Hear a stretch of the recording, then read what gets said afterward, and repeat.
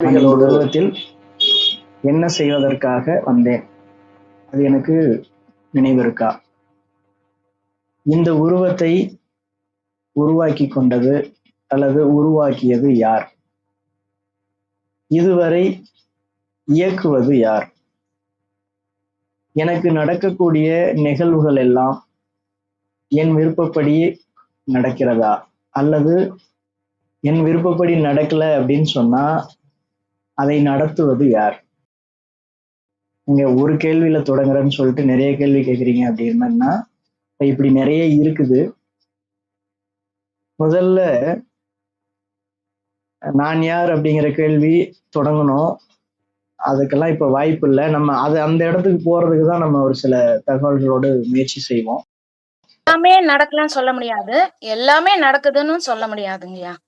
இல்ல, நம்ம கேட்கறது என்னன்னா, இந்த உருவத்துக்கு நீங்க வரணும்னு நீங்க முடிவு பண்ணீங்களா, வேற யாராவது முடிவு பண்ணாங்களா, நீங்க நினைச்ச மாதிரி வந்துட்டீங்களா?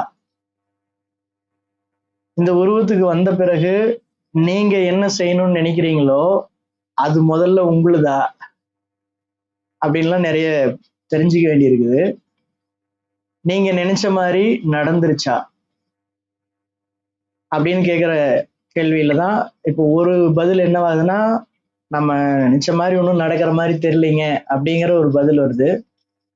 சிலது நடந்திருக்குதுங்க, சிலதெல்லாம் நடக்கல அப்படிங்கிற மாதிரி ஒரு பதில் வருது. இன்னும் வேற ஏதாவது உங்களுக்கு நடந்த நிகழ்வுகள்லாம் எதனால நடக்குதுங்கிறதும் கூட யோசிக்கலாம். எனக்கு தெரிஞ்ச கருத்து சொல்றேன். ஒவ்வொரு செயலுக்கும் ஒரு எதிர்வினை மாதிரி நம்மளுடைய செயல் அமைஞ்சிருக்கு. சிலது உடனே செய்யும் போது நம்ம நினைச்சிருக்கிறோம். ஆனா சிலது தாமதமா இருக்கும்போது பிரதிபலிப்பா நான் நினைக்கிறேங்கய்யா. நம்ம விருப்பப்பட்டு தான் இங்க வந்தோமா அப்படிங்கிறது சரியான உணர்தலும் புரிதலும் இல்லைங்கய்யா. ஏன் வந்தோங்கிறதும் தெளிவில்லை. வந்த பிறகு நாம விருப்பப்படுற விஷயங்கள் அப்படிங்கிறது நடக்குதான்னா 90% இல்லைங்கய்யா. இப்ப நம்ம வழி மாறி என்ன ஒரு சில விஷயங்கள் தெரிஞ்சுக்கிட்ட பிறகு நம்ம நினைக்கிறது நடக்குதுங்கிற இடத்துல இருந்தா கூட சில விஷயங்கள் நம்மள வேற மாதிரி அழுத்தத்தை ஏற்படுத்துது. அப்படிங்கும்போது அப்போ நம்ம வேற பாதையில பயணிக்க வேண்டிய தேவை இருக்குங்கிறத உணர்த்துதா அப்படிங்கிற மாதிரியான சிந்தனை இருக்குங்க ஐயா. சிலதெல்லாம் நினைச்ச மாதிரி நடக்குது, சிலதெல்லாம் நடக்கல. பலது நடக்கல, சிலது நடக்குது அப்படிங்கிற மாதிரியும் புரிஞ்சுக்கலாம். ஐயா, நினைச்சதெல்லாம் நடந்தா இந்த வகுப்புக்கு நாங்க வர வேண்டிய அவசியமே இல்லை. நாங்க ரொம்ப ரொம்ப ஜாலியா அடுத்த வேலையை பார்த்துட்டு போயிட்டு வந்திருப்போம். கொஞ்சம் நினைச்சது நடக்கல, அதனாலதான் நாங்க ஸ்ட்ரெஸ் ஆகுறோம், மன உளைச்சலுக்கு ஆகுறோம். ஏதோ ஒண்ணு தவறா இது ஆகுதே அப்படின்னு அந்த இடத்துல யோசிக்க வைக்கிறதுனாலதான் ஏன் நம்ம நினைச்சது நடக்கல, அதுவா நடக்கும் போது ஒரு நல்லதா இருக்கு. நம்ம நினைச்சது நடக்கலைன்னா நம்ம ஸ்ட்ரெஸ் ஆகுறோம் அப்படின்ற ஒரு கேள்வியெல்லாம் வரதுனாலதான் இந்த மாதிரி வகுப்புக்கு எங்களால வர முடியுது. அந்த தெளிவுலாம் யாருக்கும் எனக்கு இல்லைங்கய்யா. நம்ம நினைச்சது நடக்குதா நடக்கலையாங்கிறதுல சிலது நடக்குது, சிலது நடக்கல அப்படிங்கறதா பெரும்பான்மை கருத்து. நம்ம நினைச்சதெல்லாம் எங்கெங்க நடக்குது, நடந்ததுன்னா நாங்க எதுங்க இந்த வகுப்புக்கு வர போறோம் அப்படிங்கிறது ஒரு கருத்து வந்திருக்கு. வேற ஏதாவது சொல்ல விருப்பப்படா பண்ணலாம், இல்லைன்னா நம்ம அது சம்பந்தமா அடுத்தது தெளிவுக்கு போகலாம். ஏன்னா இந்த இயக்கத்துல நம்ம ஏதோ ஒரு வகையில வந்துட்டோம். அப்போ அதனுடைய செயல்பாடு என்ன, அதனுடைய பங்களிப்பு என்ன, ஏன் நம்ம இந்த நிகழ்வுல இருக்கிறோம் அப்படிங்கிறத பத்தி எல்லாம் கொஞ்சம் தெளிவடைய வேண்டியிருக்கு. ஐயா, இப்ப நம்ம ஒரு விஷயத்தை எதிர்பார்க்கிறோம், அப்ப எதிர் நினைக்கிறோமோ அது நடக்காதுங்கய்யா. நடக்காது, சரி அதை விட்டுருவோம் அப்படின்னு நினைக்கும் போது அது எதிர்பாராத நடக்கும். அப்ப நம்ம எதிர்பார்க்கறது தப்புங்கிறது அப்புறமேட்டு தாங்க புரியுது. சரி, அது எதிர்பார்க்கறது தப்பு அப்படிங்கிறத லேட்டா புரியுற மாதிரி ஆகுதுங்க. நமக்கு புரிதல் வர்றதுக்கு லேட் ஆகுதுங்கிற ஒரு புதிய தகவல். ஓகே, நம்ம இப்ப எதை நோக்கி போக போறோம் அப்படின்னா, ஏன் தன்னை உணரக்கூடிய அந்த செயலுக்கு நான் தயாராகணும் அப்படிங்கிறதுக்காக தான் இந்த கேள்வியே முன்வைக்கப்படுது. தன்னை உணர்தல் அப்படின்னா என்ன அப்படின்னா, இப்போதைக்கு நான் என்னவாக இருக்கிறேன் அப்படின்னா எனக்கு தெரியல. எனக்கு இங்க வர்றதுக்கான தேவை எதனால உருவாச்சு அப்படிங்கிறதும் தெரியல. நான் எப்படி வந்தேன்னு கூட எனக்கு தெரியல. என்னை யாராவது அனுப்பிச்சு வச்சாங்களா அல்லது நானா வந்தேனா? இப்படி நிறைய குழப்பங்கள் இருக்குது. சரி, வந்ததுதான் வந்துட்டேன். இங்க என்ன நான் செய்யணும் அப்படின்னு பார்த்தாலும் அதுக்கும் எனக்கு எந்த ஒரு பதிலும் தெரியல. இங்க கூட இருக்கக்கூடியவங்க எனக்கு சொல்லி கொடுத்ததெல்லாம் கேட்டுக்கிட்டு நான் அதை செய்யறதுக்கு முயற்சி பண்றேன். அதுல நிறைய பேர் நிறைய விதமா சொல்லி கொடுக்குறாங்க. ஒவ்வொன்றையும் கேட்டுட்டு நான் முயற்சி பண்றேன். ஆனாலும் என்னுடைய அந்த செயல் என்னதான்னு தெரியல.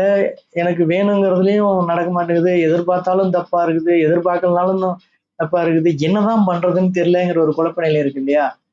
அதுக்கு தெளிவு வேணும், அவசியம். அப்ப அதை நோக்கி போகணும்ல. அப்ப முதல்ல நமக்கு ஒண்ணு புரிஞ்சிருச்சு அப்படின்னா நம்ம என்ன பண்ணிடுவோம், அடுத்ததுக்கு போவோம். அதாவது நமக்கு தெரியல முதல்ல இதை ஏத்துக்கிறதுக்காக தயாரா இருந்தாதான், ஆமா தெரியல தானே எனக்கு, தெரியல, ஏத்துக்கிறேன். அடுத்தது நான் என்ன பண்ணணும், தெரிஞ்சுக்கிறதுக்கு முயற்சி பண்றேன். இப்ப தெரிஞ்சுக்கணும் அப்படின்னா நான் என்ன பண்ணணும், ஏற்கனவே இங்க நான் நிறைய கேட்டு வச்சிருக்கிறேனே, அப்ப அதெல்லாம் தெரிஞ்சுக்கிட்டுதா இல்லையா அப்படின்னு கொஞ்சம் யோசிக்கணும். யோசிச்சா என்ன பதில் கிடைக்கும், ஆமாங்க கேட்டு வச்சேன், அது போல சிலது செஞ்சும் பார்த்தேன், ஆனா பலன் என்னவாக இருக்குது, நான் எதிர்பார்த்த மாதிரி நடக்காததான் இருக்குது. அப்ப நான் என்ன பண்ணணும், கேட்டு வச்சதுல நான் செஞ்சு பார்த்துட்டு அது சரியானபடி இல்லைங்கிறதுனால ஒண்ணு கேட்டு வச்சதை தெளிவா அலசி பார்க்கணும். நான் சரியாதான் கேட்டுக்கிட்டேனா அப்படின்னு தெளிவுபடுத்திக்கணும்.